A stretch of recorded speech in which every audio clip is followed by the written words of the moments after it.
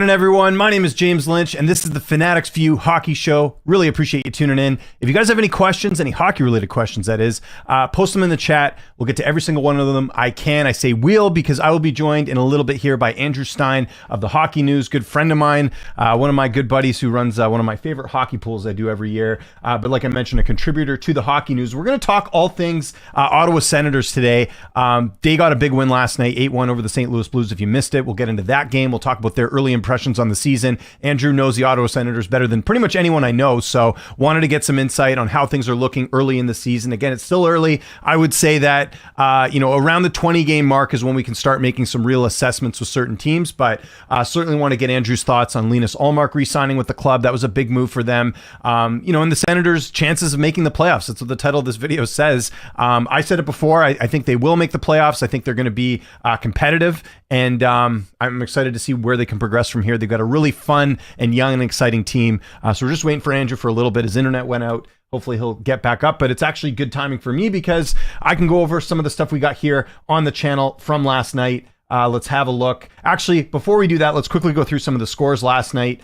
And then we'll go through the stuff that's on this channel, because it kind of, then you'll understand why the content is on the channel for the teams that won and the teams that lost. So let's have a quick look here. Thanks to Google. A lot of action last night. The Flyers stunning the Bruins 2-0. Bruins losing at home, a very rare outing there. Good win there for the Flyers. The Wild triumphing the Pittsburgh Penguins. The Penguins' woes continue. Not a good road trip for them. Losing to Edmonton 4-0, and then basically blowing it against Vancouver. Vancouver up 2-0 in that game on Saturday. Vancouver scoring, I think it was 3 goals in the span. It was 3 or 4 goals. I can't remember, but in like the span of a minute, it was just a total disaster by Pittsburgh. So they lose again to the Wild. The Wild are a very good team this year, but it's the fact that the Penguins lost at home. Of course, the big news there, Marc-Andre Fleury, last game in Pittsburgh. Of course, he's going to be hanging them up this season. I mentioned it there, the Senators with a huge win over the St. Louis Blues last night, 8-1. I actually don't know who scored for them. On the Senators end, you got Tim Stützle, 2 goals, 2 assists, Drake Batherson, 2 assists, Adam Gaudette. Wow, holy crap. I got to ask Andrew about this, about Adam Gaudette. He was with the Vancouver. He was drafted by Vancouver ages ago, and he has bounced around a bunch, and it looks like things are going well for him in Ottawa, because I know he also had another sort of multi-point game there. Got to send the link to Andrew here 1 second. Just quickly before I get Andrew on, just wanted to quickly mention the Ducks beating the Islanders. Kraken absolutely destroying the Canadiens. I think it was 4-0 in the first period. Montembeault, I think, got pulled in that one. Capitals beating the Rangers at home, and then the Sharks beating the Kings. The Sharks get another win. So we'll get into all that, but just going to get Andrew in here for 1 second, and we'll be ready to rock and roll. Again, appreciate you tuning in. This is the Fanatics View Hockey Show, like I mentioned.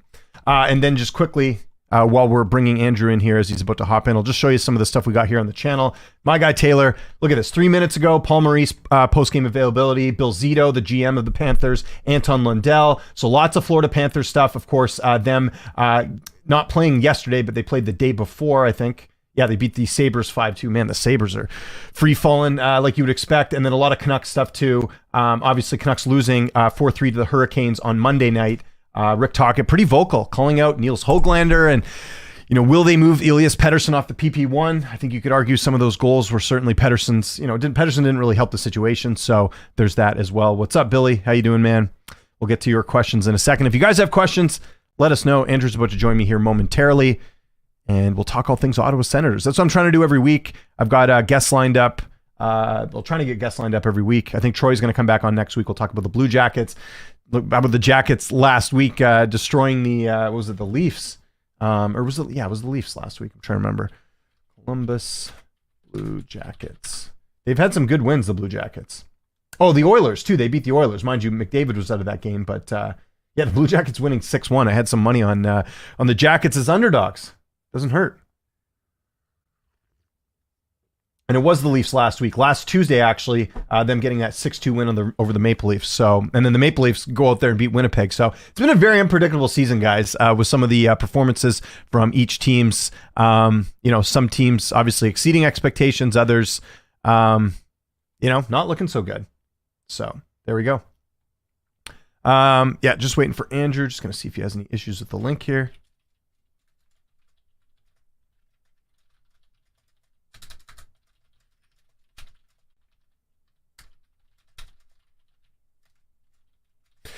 There we go. Just as I say that, he is on. All right. Happy to welcome back on the show my good friend and someone that has been on here before, Andrew Sztein of the Hockey News. Andrew, what's up, buddy? How you doing? Oh, hold on. There we go. Good day. How's it going? It's going well. Going well. I just my mobile hotspot. Oh, your mobile hotspot. Yeah. We'll see. Yeah. I can hear you. You're good. I'm going to put this. I just realized that I don't have my background for some reason. I don't know what's going on here, but I will. We'll add this in here at the very least. No, we're going to take that off. We're going to do this. There we go. That'll look better. Yeah, it's weird. I normally have a background on here, but that didn't happen. How are you? How's everything? I'm good. I'm wearing the same shirt as you. Apparently, yeah. We did not plan for this. It's a little colder here. So I thought I'd go with the flannel. So yeah, we're definitely matching here today, but figured I'd wear the Senators colors because we are going to be talking Ottawa Senators. Maybe you had the same idea here. I wanted to start first, Andrew, with them winning last night 8-1. I didn't see the game. I was out coaching soccer last night, but that's a pretty, I know the Blues, they obviously are not, I don't think a lot of people are expecting them to make the playoffs, but for the Senators to go out there and score 8 goals, very impressive. And I noticed Adam Gaudette with 2 goals as well. Just tell me a bit about last night's game for, your thoughts on it. So I'll preface that with a bit of a statement that I wrote an article before the game, and it was kind of doom and gloom. So, of course, leave it to the team to blow out the opponents and make me throw out half of what I wrote. But what I think was the key yesterday was that the bottom 6 showed up. Mm-hmm. A lot of the games where they were losing by 1 goal, 2 goals this year, the bottom 6 was just invisible. A lot of their new additions haven't been scoring yet. Michael Amadio, 0 points before last night. Noah Gregor, 1 goal. Nick Cousins, 1 point. Most of them minus ratings. And if you had told me at the start of the season that the new additions, Adam Gaudette would be leading the new additions in scoring, probably be a bit of an issue. But last night, they were rolling 4 lines. They were bashing in the corners. They didn't give St. Louis any room, that sort of thing. And I think if they're really rolling those 4 lines and the bottom 6 are contributing, that's when they're going to really hit their stride, hopefully. Yeah. It was a good win for them. Ottawa, if my record's correct here, what are their? I know they were 500, so I think are they 5-4? Let me look. It would help if I actually had the schedule up here. So they're 5-4, which not bad for a team that's trying to make the playoffs. I mean, that's you want to be above 500, and I think certainly getting a lot of offense, like you mentioned, from your fourth line and in your lower lines is certainly very important. Would you say? I mean, this is probably an obvious question, but would you say Gaudette has been one of the big surprises for you guys? 4 goals now, if I'm not mistaken, right? Because he got 2 last night and he had 2 the other night, and we here in Vancouver know Gaudette very well because he was someone that I think was rushed a bit too early and never really developed properly, and the Canucks basically got rid of him during the Jim Benning area. But I'll be honest, I'm rooting for him. It seems like things are going well. Same here. The guy got 44 goals in the AHL last year, led the minors in scoring, which is a big accomplishment. He went through waivers before the season started and wasn't in the lineup for every game this year so far. So to see him kind of bump up and really kind of take charge on the leading the bottom 6 in scoring right now, more points than Ridley Gregg, more points than Shane Pinto. Like I said, leading all the bottom 6 players in scoring. So I really like his shot. And this year he seems to be getting in like good positions. Now, to be fair, all 4 of his goals came in 2 games.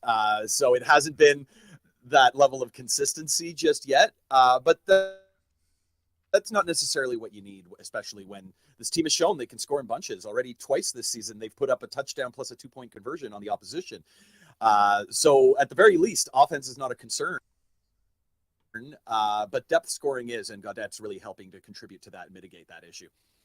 By the way, shout out to you for using your hotspot. I've had to do that many times. It's holding up. We're still getting this done, so I appreciate it. I've had my own internet issues. I can't, did I tell you that I had this whole issue with TELUS where I didn't have internet for like a week and a half? It was brutal, and my wife was away too. So imagine trying to entertain 2 kids without any internet. So it was very, very, very difficult. But in my case, just imagine the owners of the Toronto Maple Leafs running an internet connection, and no one. That's true. Yes, technically, because Rogers now owns the Leafs. Yeah, exactly. They got to get on that.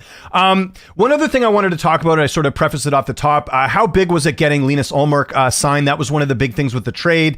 Everyone's like, well, they got to sign him. They get that bit of business done at a pretty good cap rate, I think. Just how important was that for the Senators this season? Absolutely huge. And to be fair, Elmark hasn't hit his stride this year yet. Last night he was very, very good. But he had laid a bit of an egg against Montreal. He missed the next 4 games, and then let in 6 on Vegas. But when you watched last night's game, right? So let me rewind a little bit. Anton Forsberg has been up and down so far this year, but he had a stellar 4-0 shutout against Utah about a week ago or so. And in that shutout, he was doing these insane acrobatic saves, diving across the crease, desperation saves, what have you. And that's not always going to work out for you. And then watching Linus Ullmark last night, the guy's just in the right position. He didn't have to make spectacular saves last night. He was anticipating the play well. His defense helped as well. But he has this calmness, this demeanor in the crease that even if he's letting in a leaky 1 or 2, which has happened this year, but it's still early, you can tell the team plays confident in front of him. And that was like super apparent last night, that the team was really attacking. They knew they were going to get that first save, so they weren't getting out of defensive position to get into the shooting lanes. They were more counting on Ullmark. You're going to make that first stop. We'll get the puck back, and off it goes into the neutral zone and beyond. And then they put up 8. And so your offense actually leads from the goaltending being reliable. Just when a team plays with confidence, you can see it. And that was super apparent last night. I mean, the goalie graveyard in Ottawa since Craig Anderson and even beyond is oh man, speak of spooky Halloween vibes right there. Your Matt Murrays, your Jonas Korpisalos, Marcus Hogberg, like these guys were rocking like 860, 870 save percentages, and just these leaky goals that seemed to, like, again, speaking of Halloween, like they were just apparitions in the net. Like you were in the position how to get through you, right? And so hopefully that's a thing of the past. But you also can't count on Ullmark alone. As far as the cap hit goes, though, very reasonable, but he's a top 5 salaried goaltender in the NHL now. Dollar for dollar with Swayman, half the term, which makes sense. The guy's 31 already. But most of all with Ullmark, especially if you watch some of the behind the scenes stuff, he just seems like a fit for the Ottawa market. He's got that Alfredson vibe. Like, I'm a family man. My kids come first. I'm from an obscure town in Sweden where I'm not averse to like clearing snow off my driveway. This is home. And that is how Ottawa is going to build a quality team, is players who fit that community and want to be there. I think that is changing, but when you get a guy like Ullmark, a Vezina Trophy winner no more than a year ago, signing on to be that kind of family man, number 1 goalie, I can handle the pressure, but I'm also easygoing. It's just a fit for Ottawa as a city. And that's something the team and also the fan base feeds off of. Speaking of leadership and good locker room guys, I know he's not lighting up the boards, not that he was really expected to, but David Perron, how much has he sort of helped the locker room? Because I'm a big believer in that, Andrew. Like, I think getting those players, like, I didn't know this about Tyler Myers. He just had his 1,000th game on Saturday, but like, I didn't know how much of a locker room guy he is. And I think that like, and you can see how, like, you can see that players want to come to the rink. They want to be in there. Do you get that sense from Perron and some of the other guys, even with Giroux still there too? Like, having that leadership in the locker room is so valuable to some of the younger guys, I would think. Absolutely. He's actually been making weekly podcast appearances on the Coming In Hot podcast, the Brent Wallace one. And he seems who's Brent Wallace doing it with now? Because it was Bobby Ryan. Is he still doing it with him? Because didn't Bobby like get canceled last year for the comments he made about women's hockey? If I remember correctly. He's with Jason York and Sean Simpson now, who is a mainstay on Ottawa TSN. Yeah, I know Sean Simpson. Yeah, I've seen his stuff. Okay, I was just wondering. Sorry to cut you off. I was just curious about that because I was like keeping tabs on who's doing what, right? So. Of course. So with Perron, it's a bit of a tricky one right now because his wife is actually, I believe, 8 months pregnant, and their fetus is having some malformities, and so they're going to have to induce the birth. and the baby's going to need surgery right away. So Perron's away from the team right now, and we send him all the best. You never want to wish that kind of situation on anyone. But the 5 games he's played in, he brings a good energy. He really pushes the play forward. 0 points in 5 games, which is not quite what the team was expecting for $4 million a year.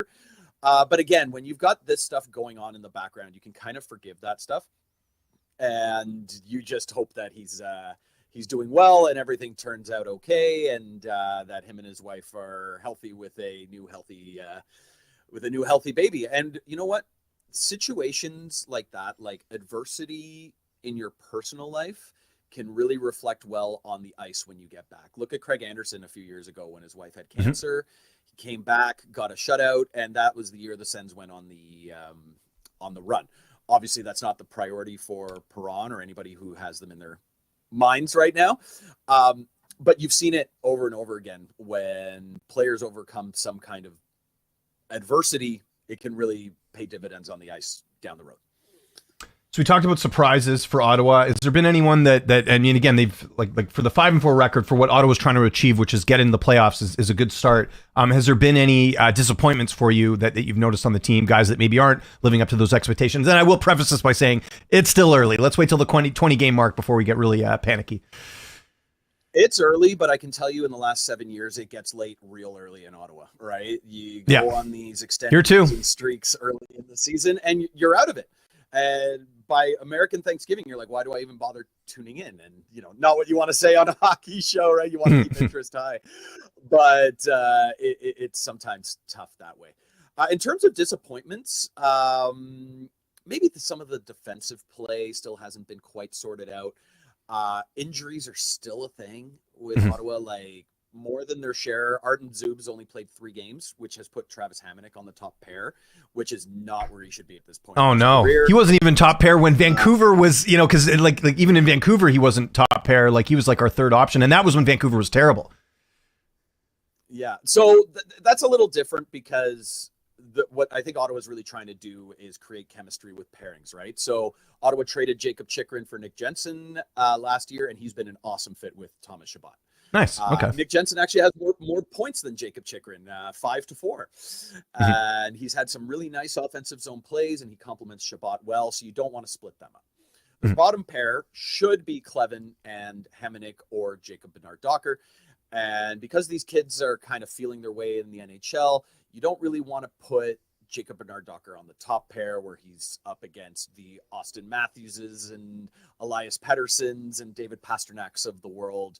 You want him to gain confidence in matchups against third lines and fourth lines and what have you. So by necessity, because Zub's the top pair guy and Travis Hamonic's your number 6, number 7, he kind of has to play there for now until Zub comes back. I believe he should be back in about a week, but it really goes to show that defensive depth in the NHL is not just having like a good 1, 2, 3, 4, 5, 6, 7. It's about keeping consistent pairings intact, developing chemistry. And at the very least, Hamonic and Sanderson do have experience in the past. In his rookie season, Hamonic was Sanderson's mentor, and they played together all season. So they have a good idea of their tendencies and what have you. And the eye test has been all right with Hamonic this year, but the advanced stats are not good. Before the St. Louis game, I believe their Corsi for was something like 28%, which is wild because Sanderson's at a point per game. So how do you have a point per game defenseman, but your Corsi's only 28? Like either that speaks very highly to his offensive skill, or maybe his partner's dragging him down a bit.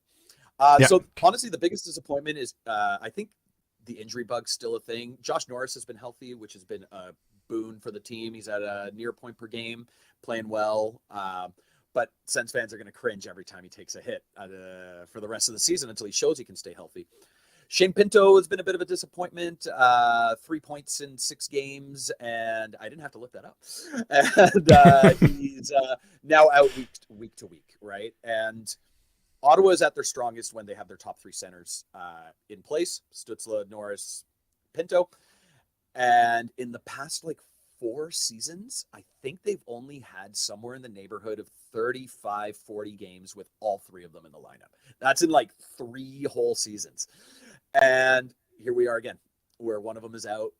Norris has missed a ton of time, and their winning percentage is something like 750 when all 3 of them are in the lineup. So that's been a bit of a disappointment as well. Inconsistent goaltending. Anton Forsberg is like the definition of like up and down, giving up I think he gave up against LA something like 4 goals on like 10 shots, and then shut out Utah. Right. It's hot and cold. Hot and cold, right? So like the stats kind of level out, but when you don't know what you're receiving there, and same thing with Allmark. Until last night, Forsberg had better stats than Allmark in 2 more starts or something like that. So it's like, what are we getting from our goalies this tonight versus can we just count on that first save? Yesterday they could. They put up an 8 spot on St. Louis. Yeah, that's a good win. By the way, if you guys have any questions for us, anything Ottawa Senators related, this is why I'm glad I'm getting you on, because I didn't know that about Allmark. I just saw the wins and losses. I thought, okay, it must be playing okay, but I didn't know that about sort of the goaltending. And by the way, I'll just get a quick sort of visual here for you guys. Ottawa currently in a playoff spot. Again, I know it's early, but 8th spot here in the Eastern Conference. They actually have a game in hand on Toronto, so they could even be ahead. They're just 1 point behind Toronto. So you look at Columbus is right there. A lot of surprises this season in terms of some of the standings. Going off Ottawa for a second, what has surprised you the most in the Eastern Conference? For me, I think the Jackets playing as well as they are, all things considered, and the Capitals doing it without even having like a Pierre-Luc Dubois really being outstanding. They've just sort of clicked well as a whole. What's been some surprises for you in the East? Well, going back to my point about David Perron and adversity, like look at Columbus right now, right? Like no franchise is more cursed with just like beyond on the ice, but just horrendous human luck than Columbus. I'm thrilled to see them where they are. I hope they can keep it up. Same here. It's like, wow, like what they're going through, if they can like put together a successful season, it'll be huge for that fan base. It'll be huge for the vibes. And just in general, what a nice human interest story. Who could hate the Columbus Blue Jackets? They've been so bad for so long. Nobody would be upset if they made the playoffs unless it was at your team's expense. And as far as the standings go, this was something I pointed out in my latest article that should be published tonight or tomorrow. That's thehockeynews.com, by the way, in case people are wondering. Go check it out in the Hockey News. Yep. I love that gig. Yeah. Well, hey, it's made for you, man. You're doing a great job. So yeah, I highly encourage everyone after this, go bookmark the Hockey News. Make sure you're getting Andrew's articles on there. So one thing that was really interesting is Ottawa just went on a 3-game road trip, right? They played Utah first game. They won 4-0. They're second in the division, right? They lose 2 games to Vegas and Colorado, both by 2 goals. They were in both games. They probably didn't deserve to win them, but so you let it go. Down to last place with 2 losses, right? And then they win against St. Louis, back up to 4th in the division, 3rd in points percentage, 8th in the Eastern Conference, but they're still only 1 point clear of last. And that's how tight that Atlantic division is. It's the toughest division in hockey, has been for a couple of years. I love seeing Buffalo up there. Same. That fan base deserves it. And it's painful for me to say because I grew up in an era where like the Sens Sabres rivalry was like, oh, it's huge. It was so good though too. You had Briere and for Ottawa, obviously they had their staples there too. It was probably some of the most entertaining hockey I think I've ever seen was the Buffalo Ottawa rivalry in the Eastern Conference, like in the 90s. It was great. Oh, and into the 2000s. 2000, sorry. Yeah, I should say 2000s, yeah. Well, in the 90s too, right? Although Ottawa ended up in the wrong side of that in the 90s. And in the 2000s. Still the only series Ottawa ever beat Buffalo in was 2007 to get to the Cup final. So here's the key for Ottawa when it comes to the standings is every year they seem to go on this extended losing streak in November, and that torpedoes them. Look how tight those standings are, right? Like Ottawa, 4th in the division, 10 points. 2 losses, they could be dead last. Yeah, it's true. Right? Like it's that quick, that tight. So that's something that I think I'm going to give Travis Green credit for this. is that he's got the team really focused on the game at hand. Don't look at the standings. Oh, you lost 2 in a row. Go out there, play your game. Don't try and force it and whatnot. In the past couple of years, every year they go on like a 5, 6, sometimes 7 game losing streak in November. And that's what you need to avoid. You're out of it immediately, right? And then you're playing catch up, and that's a different kind of hockey. And you don't get bad habits. You rely on luck more when you're trying to like really force things and make up lost ground and what have you. You know, if I were the Leafs, I would be pretty concerned with what I've seen so far. Like, well, especially that game. I watched the Boston game, and Matthews like gave it away in overtime. Like, just the thing that's kind of listen, players make mistakes, but Austin Matthews, like at such a high level, like how do you do that? And especially in OT. Like when I saw that, I have a buddy of mine who's a big Leafs fan. And I was just like, man, like Matthews like helps you guys get to overtime, and then he messes it up in overtime. It's like you can't have that from your star players. And to be quite honest, Matthews has got to pick it up too. Like you're their star player. You've got to be performing a bit better than he has. I know it took him a while to get that first goal, but I think the thing with the Leafs and a lot of teams, and we'll talk about. I mean, there's a couple other teams I want to talk with you about here as well. But the goaltending, I think Stolarz has been fine. Wall is obviously he's got injury issues, and when he came in the other night, he didn't look so good. And then that Dennis, the Swedish guy they got, I think Swedish, lit up, terrible. Like that's one thing I would be concerned as a Leafs fan is the goaltending. I've said this before, like the goaltending is different now than it was, say, back in the 90s when like you had goalies that could stand on their head and you would rely on them to win a cup, for the most part, other than like the odd exception like a Chris Osgood, right? But like you had your Hassicks, Waz, all these guys. Now like an Aiden Hill can win a Stanley Cup for Vegas, but at the same time, like I think that you at least need some more consistency, and I feel like the Leafs have really neglected the goaltending position basically since Frederik Andersen's been gone. Like they haven't had that guy to come in and know that you can win the game. I think with Stolarz, it's kind of still a gamble because he hasn't really proven a whole lot. And I think if he's out, you're screwed because Wall and all these other guys they have, it's not really getting it done. So that's the biggest Achilles heel for the Leafs. I think they are a better team. I think their defense is better with the additions of Tanev and Oliel, but you're always going to have to worry about the goaltending. And that's just something that's, honestly going to keep them behind a bit. Totally. And it's funny you said that about Matthews because I was at his first ever game in Ottawa. His first ever game was a road game against the Sens. He put up 4 goals.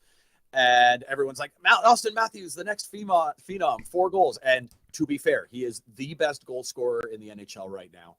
Nobody can deny it. If you deny it, you're way too far on the bias side. But you think he's better than McDavid, though? Honestly, do you? Goal scoring, yes. Yeah. Okay. That's a fair take. I'm here for that argument. Yeah, for sure. 69 goals last year. Come on, man.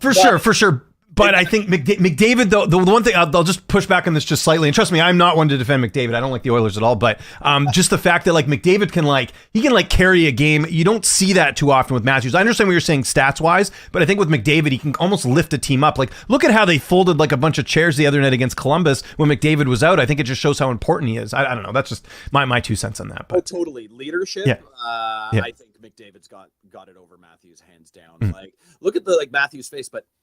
When they do get scored on, right? Like it's so like blank, and you don't want the other side where it's like going back to Ottawa, like Tim Stützle gets this sometimes where he looks like he's gonna cry on the bench, which hasn't happened this year, right? And that's a young thing. Sid used to have the same thing, right? Oh yeah, of course, yeah. Seasons, he looked like he was gonna cry on the ice, and he's whining to the refs, and he got a reputation as a diver, and he grew out of it. Stützle will do the same. He's getting there.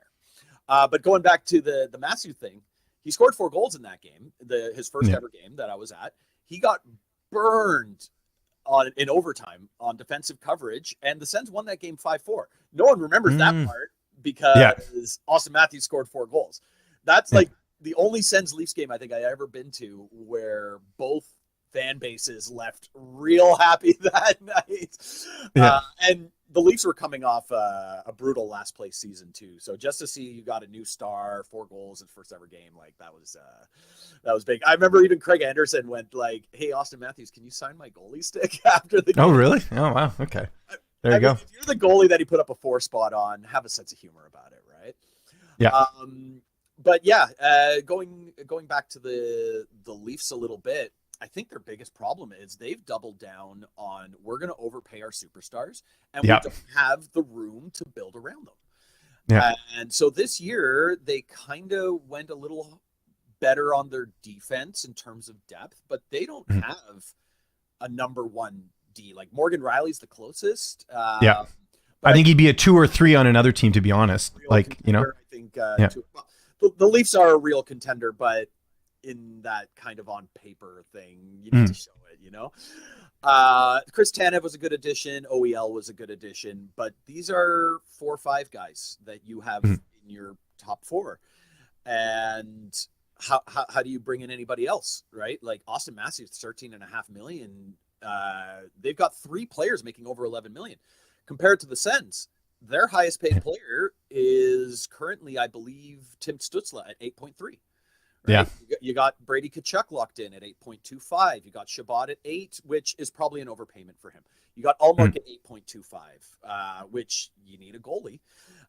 Norris is under 8. Drake Batherson's at $5 million. You've got who I'm missing someone. Oh, Jake Sanderson just started his new $8 million deal. And I think long term, that's the way to do it. You lock them in long term for what's maybe a lower cap hit so that you can put stuff around them, right? Yeah. Like, and I think Vancouver's doing something similar, like outside of. Well, you bring up a good point with Vancouver because, like, you know, they were hot on Jake Getzel, and, you know, kind of looking back, like, it would have been great to get Getzel. Obviously, Tampa outbid them because they traded the pick to get him from Carolina. But I do wonder, like, if Getzel came here, you're not getting Kiefer Sherwood, you're not getting, you know, some of the names that they ended up getting, like a Danton Heinen or something, because you're essentially paying too much. Like, he would have been, you know, $9 million or whatever a season, which still is, you know, not as bad as like a Matthews, but you know, they have some good, like, essentially, if you're bringing in Jake Getzel, you're basically saying Brock Besser's out of here. You know what I mean? Like, so, and they're gonna have to make the decision on Brock because he's gonna be coming up here to free agency next season. But yeah, I mean, it begs the question, like, one of the things I really like about the Canucks and the way they've structured things is they are very balanced. Kevin Lankinen, dude, this guy looks like a Vezina candidate. I know we're 10 games in, but he looks great, and he's on an $8,000 contract. He was making $2 million last year as a backup in Nashville.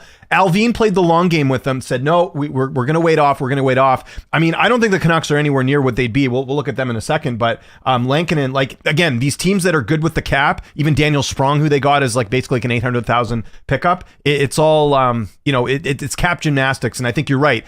The Leafs, the one thing I will say is, like, Marner, what are they doing with him? Like, they're going to have to make some decisions on him because he's going to walk for nothing. Yeah, well, I think that's what's going to end up happening. Yeah. What other option do you have?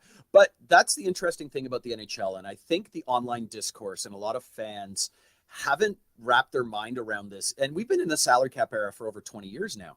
But a lot of people think strictly in terms of what went in, what went out, right? So if you let Mitch Marner walk for nothing, you've lost a good player, but you've gained $11 million in cap space. That's most valuable thing in the league is cap space. No, like, I will argue that till the cap. You look, Vegas is notorious for this. They gave away Marc-Andre Fleury for nothing. They gave away Pacioretty. And that allowed them to get Pietrangelo and Jack Eichel, and they ended up winning a cup. So I think you're exactly right about that. So going on a Sens perspective, a lot of the discourse is really upset with, like, oh, we got Ullmark, but we traded Jacob Chychrun for Nick Jensen. Like, yeah, like, it doesn't matter though because they got the cap room, right?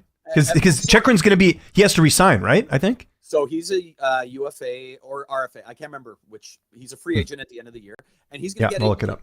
7.5, $8 million. That's money you're not paying a defenseman who last year for Ottawa had 40 points, but was like minus 30. Yeah. Right. And what do you do with that space? You sign Ullmark to this big deal, right? So if you don't make that Jensen for Chychrun deal, you can't get Ullmark locked in at that rate, right? Or you're going to let Chychrun walk away for nothing, which is even worse. And never mind the fact that Nick Jensen's outscoring Jacob Chychrun right now. Look at this, 4.6. You're exactly right. His salary is going to double, and that's not even accounting in the fact that, you know, they've got other guys they're going to have to make decisions on, like you know, Mangiapane's a free agent next year. Baxter, although Backstrom, I think he's pretty much done. But you got Pierre-Luc Dubois signed at 8.5. So you're exactly right. Like, they're going to have to. Yeah, they're gonna have to do some cap gymnastics on that one to try and figure that out. So, but Washington's one of those teams. They're kind of like in the Boston territory where like you should be bad, and you're not. And why? Last year they made the playoffs with like a -30 goals differential. How are you doing this? Right? Like in a league that's this close, and they're +7 this year, which is crazy. You wouldn't have thought it, right? So, especially like you hear that the team's focus is let's get Ovi the record, which he's gonna get it. I don't think this year. No. He'll get it next year, year after, I think. Yeah.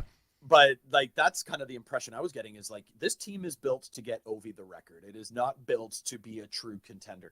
And then look at what they're doing so far. And that's the great thing about hockey. Like I love that element of randomness that comes with things, and no team is out of it. Like, okay, San Jose is out of it, all right, but no other team is truly out of it. Chicago. Did you hear Connor Bedard the other night with Friedman? He's pissed off that they're losing. He doesn't like it. So all these Vancouver fans are like, maybe he wants out, but no, like he'll. I don't know. I don't know how that's all going to work out, but. Man, I would be so happy if Connor Bedard and Celebrini like just are like, yeah, we don't want our big contract. We're going to go play at home. But no, like you're right. Like there's only a certain point of losing that teams will take. Like I wonder how much longer Anaheim's going to be patient. I'm just looking at the standings right now. Granted, they got back Gibson, right? I believe in the pipes now. But Anaheim's like, they're 12th right now. They've got 9 points. But it's going to be. But I mean, you imagine the Oilers are going to be better at some point. Same with Nashville. Actually, we might as well have a quick glance at the West, and I want to get your thoughts. Obviously, I'm paying attention a lot to the West and what's going on there. Winnipeg. I didn't expect this, Andrew. Like, I knew Winnipeg would be a good team, but I looked at all the pieces they lost in the offseason. You lose Monahan, you lose Toffoli, you lose Nate Schmidt, who I thought, I've seen him, and you've obviously played for Vancouver, and they're getting it done. But part of it is they got the goalie. They got Hellebuck. Like if you have, like, there's maybe 5 guys in the league, I'd say, that are like game changers for certain teams. Hellebuck's one of them. So I think that's helping them too. Hey, look at Anaheim back in 2003. That team had no business being in the playoffs, and they went all the way to the Cup Finals because Giguère was on a mission, right? And, a good goalie will paper over small issues. So if you have a bad team with a really good goalie, you can still be competitive. If you have a good team with a great goalie, you can go on an 8-1 run to start the season. And you know what? Happy for Winnipeg. Ask any Canadian hockey fan. It doesn't matter. Canucks, Flames, Oilers, Senators, Leafs, Habs. Who's your second favorite team? The answer is almost always Winnipeg, because who could hate Winnipeg? Right? Yeah, they're sort of like, and they don't have a fan base. Like, for example, like Montreal always annoys me because I think their fans are just like, I don't know, they're just, they rub me the wrong way. So I don't, it's not like I hate Montreal or I strongly dislike them, but like there's a feeling with Montreal. There's a feeling with Toronto. There's a feeling with Edmonton. There's a feeling, Calgary's another team that I don't really have an issue with. Like they're, the fact that they've been playing well is kind of cool, but there's certain markets where you have that feeling, and you don't have that with Winnipeg. If anything, it's a positive feeling like, hey, they're making it work, right?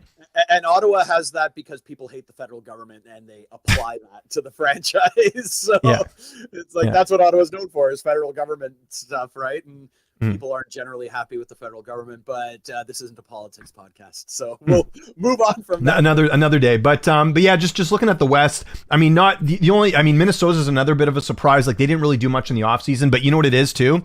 And this is just one of those things where, and there's an Ottawa tie here. Obviously, Philip Gustafson is playing lights out for them, but it's one of those things, Andrew, where I know some people might look at it, it's like, oh, the Sens gave him away, but it's like some players and goalies and whatever, like they don't blossom until like the right time. Look at the defenseman for Florida. Why am I drawing a blank? I'm thinking Nyquist, but it's not him. It's the other guy.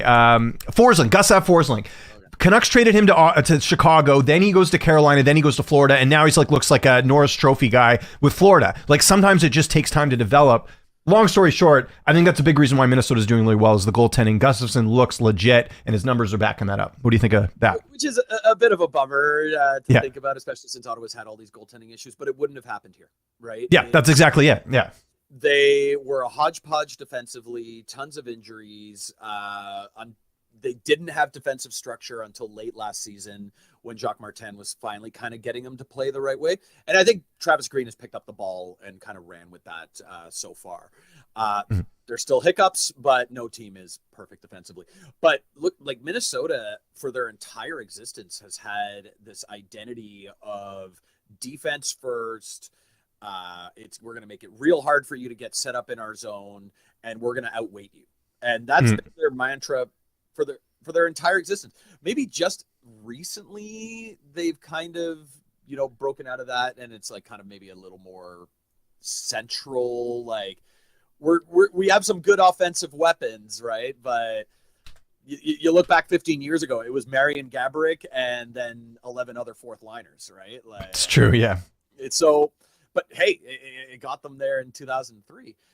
So that benefits a goalie, right? And also mentorship by Marc-Andre Fleury. Who could you ask to be a better mentor for a young goaltender than Fleury, right? Mm-hmm. Like an easygoing guy, nothing seems to bother him, right? So like, maybe you let in a couple of bad goals, you lost. And then you got Marc-Andre Fleury, like joking around and stuff like that. Like that sort of attitude is infectious. So good for Gustafsson. Like it was, he always looked promising, but I can tell you his last year in Ottawa, he was something like 5 wins in like 22 games or something, and leaky.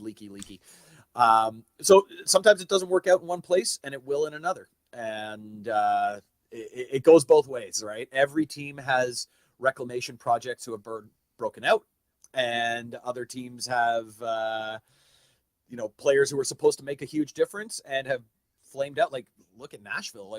Like, scroll down. Where's Nashville? Are they still dead last? Almost. Yeah. Three wins.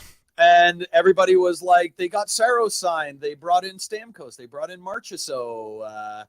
They have they're a true contender. That's how you really rebuild. Brady Shea, they got him too from Carolina, didn't they? Yeah, they got him as well. Yeah. And they got so you never know. Chemistry is so underrated, and it's voodoo. You don't know. Right. Well, look at Edmonton even right now. Their 2 big acquisitions, Arvidsson and Skinner, haven't done anything really, if you think about it. And that's the weirdest thing about Edmonton. I mean, yes, their goaltending is still. I've always been anti-Edmonton goaltending. Like I'm not a Stuart Skinner truther or Calvin Pickard truther by any means, but they haven't scored that much either. Like, how do you get shut out, or how do you score 1 goal against Columbus? Like, not that Columbus has like terrible goaltending, but like you're telling me out of all those, like they were supposed to be a better offensive team this year. They're hardly scoring. That's what's so baffling. That's why this season has been so unpredictable with so many different teams, like Calgary being as good as they are, although I see now they've kind of dropped a bit. They're with the Canucks. But yeah, Edmonton's I saw obviously I was watching the Detroit game. They were lucky to get that win. Actually, they were down early in that one, and then Draisaitl scored an OT. But yeah. By the way, I don't know if you saw today, McDavid not supposed to be out too long. They're saying week to week, but we'll see if Draisaitl can step up to the plate and really carry this team. We'll see what happens there. He's got his bag and then some. Yeah, exactly. Yeah, and they've got to figure that out. But you know what? Edmonton's still a better start than last year. So it's true. Yeah. Well, that was abysmal. I mean, the home opener, Canucks beat them. What was it, 9-1? It was crazy. So. The Sens were out of the playoffs by November, as usual, last year, and they were still ahead of Edmonton for a huge chunk of the start of the season. That's true. It was historically bad. But, I really think the Stanley Cup hangover is a real thing. You've gone from the highest highs, you lost the cup by 1 goal, you had the shortest offseason of anybody, and then right back at it. Like, how as a human being or psychologically do you come up with the motivation to give it your all when 3 months ago you were on top of the world? And coming back from 3-0, like this team does have some chutzpah, some heart to them. They have to come back down from 3-0 and lose in 1 goal. I think Edmonton will turn it around. They will. Yeah. Skinner's a Chris Osgood, right? Like, yeah. Oh yeah. Great analogy. He'll get hot. But when he's off, watch out. I really hope Canada finds a alternative to him for the Four Nations tournament. I was just talking about this yesterday with a couple friends. It's so weird to me that goaltending would be a thing, like a negative for Canada when we're talking about international competition, because like you could have made like 4 separate teams back when we were growing up with some of the goalies. You had Waugh, Cujo, Ed Belfour, Brodeur. I mean, and now it's like there just hasn't been like any sort of breakthrough guys. Like remember even a couple of years ago, Carter Hart was like, oh yeah, there's some promise here. And then obviously everything that happened, even the stuff that happened outside that's preventing him from playing in the NHL and all that horrible stuff. He still wasn't playing that well either.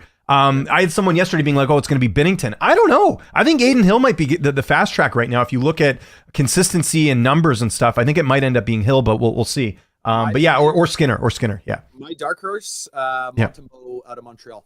I was just, you know what? I watched him. Yeah, I watched a Montreal game. I think it was last week before. He's good, and I actually didn't even know he was Canadian for some reason. I just assume all these goaltenders are American now. But he's got promise. If he doesn't get on this time, I do. I know it's early, but I do. Like, I'm a believer in him. I think he's going to be a guy that we're going to hear a lot of. And I think Montreal's got a really, as much as I'm not a huge Montreal guy, I do think they have something with Montembeault. He looks great. So, dude. Ottawa's worst loss of the season this year was to Montreal, 4-1 loss. First time Montreal's beaten Ottawa in 10 games. And Montembeault was amazing. The guy let in one goal on like 80 shots in the first 2 games against the Leafs in Ottawa and won both. So he can get just as hot as Skinner can. And Skinner's got a better team in front of him than Montembeault does. Like, for me, if it were up to me, that's who I pick as my candidate. I'd at least have him on there in case things go sour. Just because he's a young guy, almost like what happened with Vancouver last year with Seelovs. Like, he was basically thrust as the third goalie to play as a starter. And was Seelovs lights out? No, but he was enough that they could win games against Edmonton, and that you might have the same thing. Like, it's almost, and the way people described it was like, it's almost like he's not smart enough to know that, like, this is like a high, you know what I mean? Like, it's like a high pressure thing. Like, you almost just have to do it, and it's like you're not even thinking of the pressure. You're just going in there and playing your game. I could see something similar happening there for Montembeault if he comes in with Canada. I would put him on the roster just as like a wild card, because you need that, because you know what you're getting with Binnington. Binnington played terrible. You remember what was it last year, the World Championships? He played terrible. He let in like 4 goals in like the third period or something. Yeah. So, and he's a hothead. You don't want that. You don't want him like throwing his stick at another player and like getting suspended. Like, he'd do something like that. I don't know if you caught it, but like, he was like challenging Ullmark to a fight. Yeah, I did see that. Yeah, Ullmark was gonna go for it, and Ullmark seems like the nicest guy too. Like, but hey, I love a good goalie fight, but like the rest of us do. But to that point with the 4 nations, I think something that's super interesting in this era is almost every Canadian franchise has an American superstar leading the way, right? Yeah. Austin Matthews, Brady Tkachuk in Ottawa, Brock Besser in Vancouver, JT Miller too. I heard because obviously I watch the local sports here. Rick Dollywall is like pretty connected with like all the stuff going on in the league. He thinks that I think a source told him Miller's like almost guaranteed to be on the team. Oh yeah, because he plays that like high intensity game, because he can like he can hit, his defense is a little shaky, but he can step up in big moments. So I think Besser and Miller, obviously Hughes, and then I even heard as a long shot Garland might get it, because like again he's been one of their best players this year for Vancouver. So we'll see. I think the Americans are the team to beat. You got easily, yeah. You got Hellebuck in nets. You're gonna have both Tkachuks on the same line. Your backup will likely be Jake Ottinger. Like that's like an embarrassment of riches. That's nuts. And hey, like Gary Bettman doesn't get credit for a lot of things.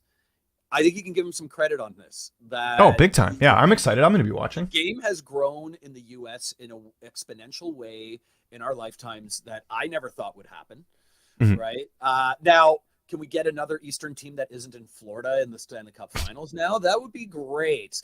But part of that though too, and I think we've talked about this before, but like one of the real there's 2 big selling points to playing in Florida. One is the no tax, and number 2 is no one's going to bother you. Like, they were talking about this last week. There was that whole scuffle with Elias Pettersson and JT Miller. Front page news, everyone was talking about it. That happens in Florida, no one cares. You know what I mean? Like, some players just want that. They don't want to be in the spotlight. So I don't know if that's something Bettman can prevent. You know what I mean? Like, it's just good circumstances. Yeah, I don't know how much I buy the taxes argument as much as other people, because if you're playing in the Canadian market, you're getting paid in American dollars and all your expenses are in Canadian dollars, and also the endorsements that you get as a player in a Canadian market. That's a good point. Yeah, we'll close that gap, no problem. The second point you made, I think, is more valid, where some players want to play in an environment where people don't care as much. You're not getting recognized on the street. You're not being asked for autographs at the grocery store and things like that. But the tax thing, I don't know how much I buy it. You know what is better than that? Winning.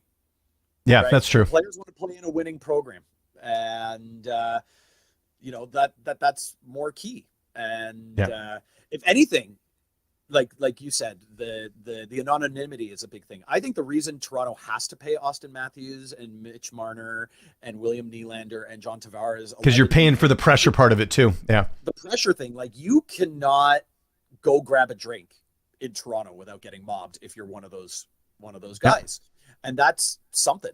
And you'd have to go across the border and another 500 miles until you found somebody who didn't know your face.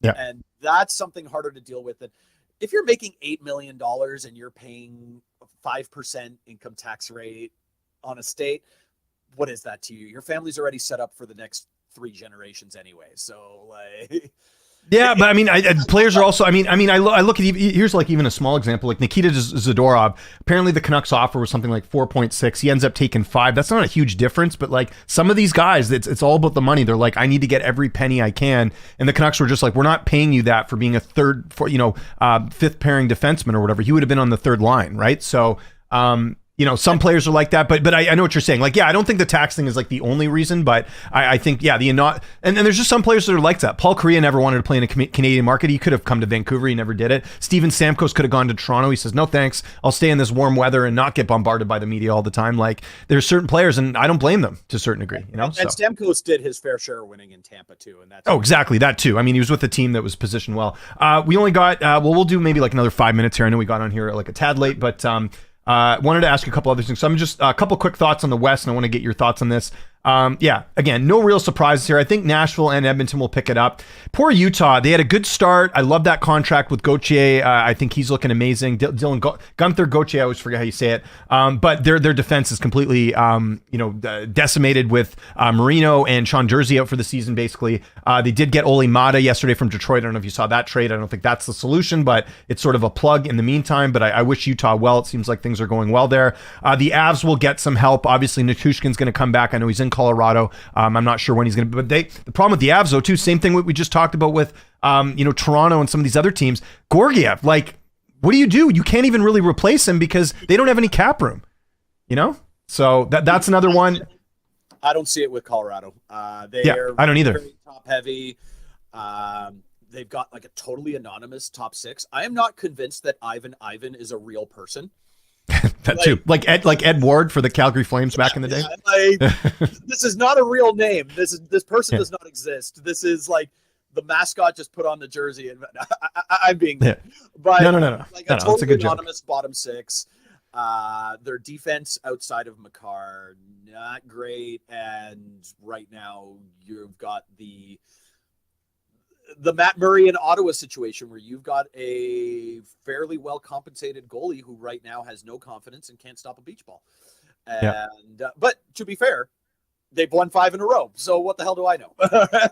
Well, it's just I think just the problem is, like, we saw glimpses of this last year in the playoffs too. Like, it's a thing. Like, there's nothing wrong with having a bad game, but like when it's like you can't stop anything, like that's even Skinner's like that too. That's where you got to be a little bit worried, and that sort of translates to the team. They can't really get ahead. But I'm with you. Like, I think Colorado, they're just like, they're like Tampa. Like, although Tampa, getting Getzel in the offseason helps, but like every year, because they won the cup, they're just slowly getting, like, losing pieces. Like, they haven't really replaced Kadri. I know it's Casey Middlestat's supposed to be that. But it's, it's tough to say, like, how they're going to be able to sort of make up for that, especially when they've, invested a lot of capital into not only their team, but just not a lot of cap space there.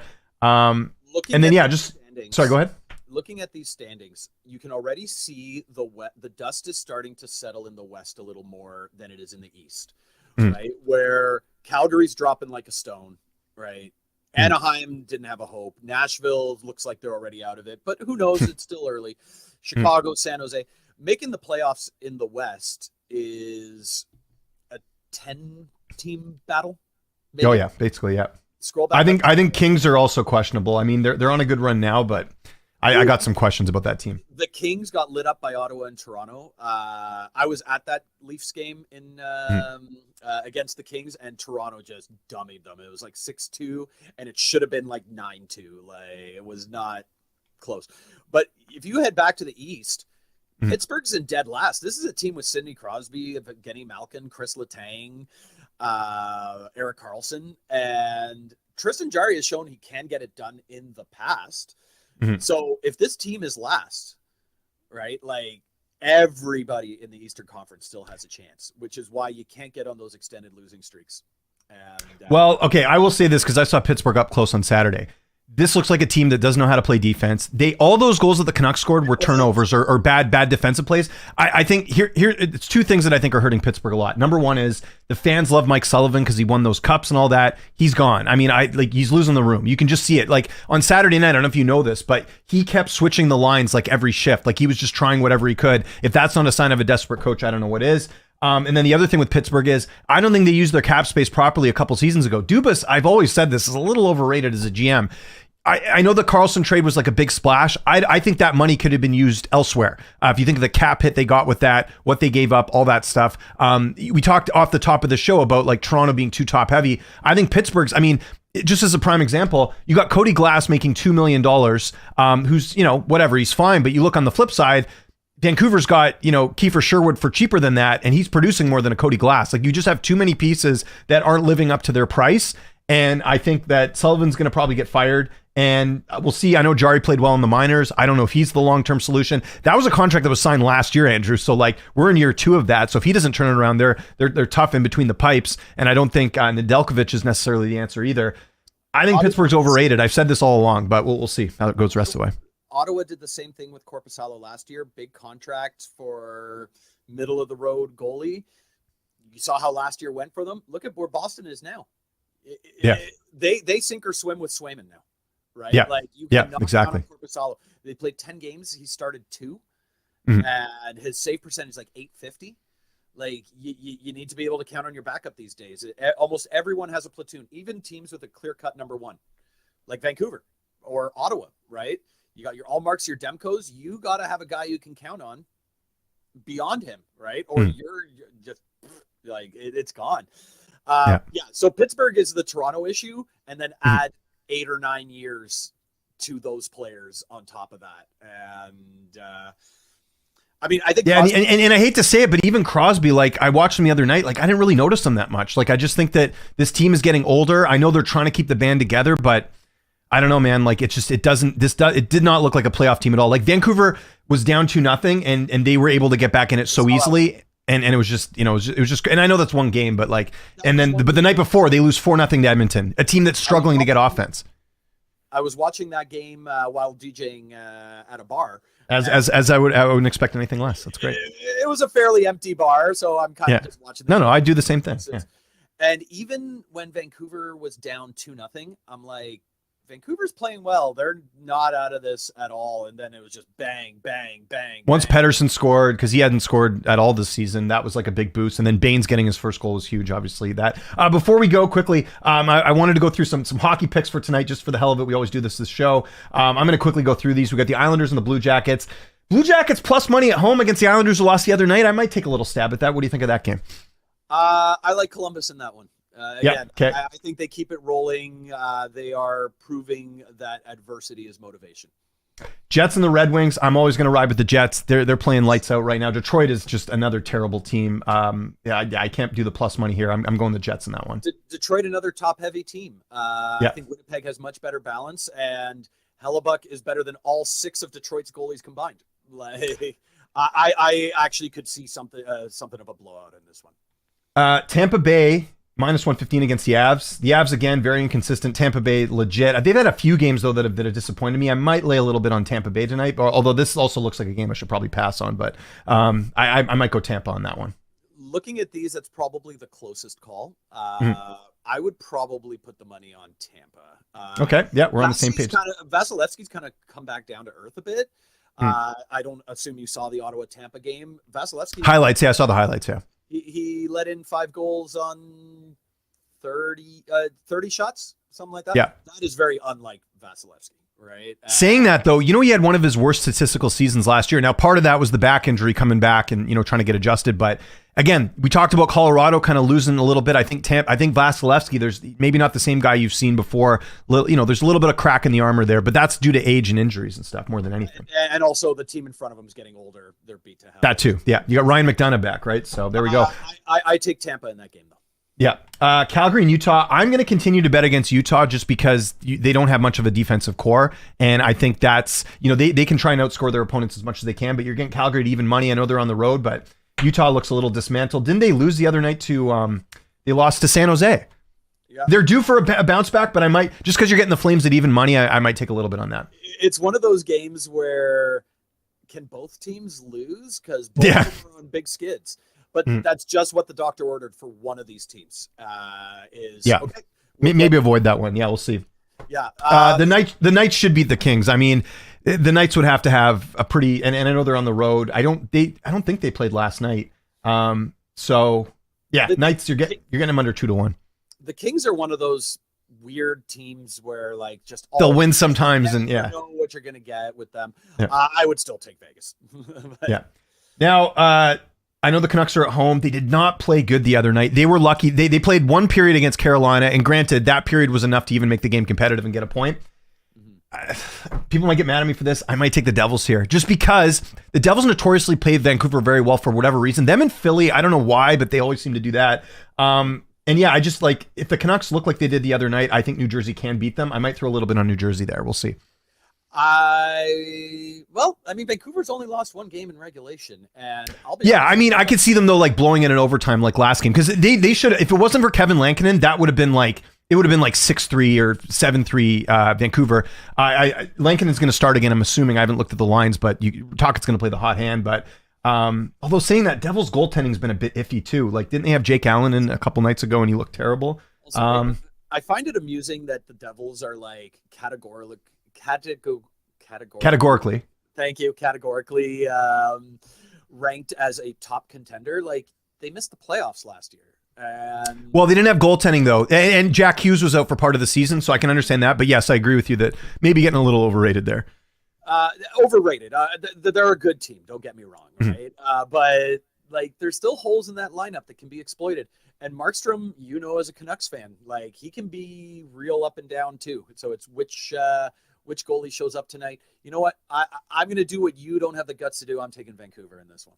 But see, here's the thing too. Like, if I bet New Jersey, then it's a win-win for me, because if the Canucks win, they'll move up the standings. If the New Jersey wins, I get something out of it. So there we go. The Nordic Huskies. No, I'm just joking. Anyways, let's end the show here.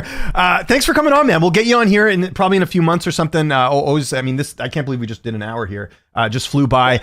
Just let people know what you got coming up for the hockey news, anything you got coming out, where they can find you and all that good stuff. I'll give you the last word.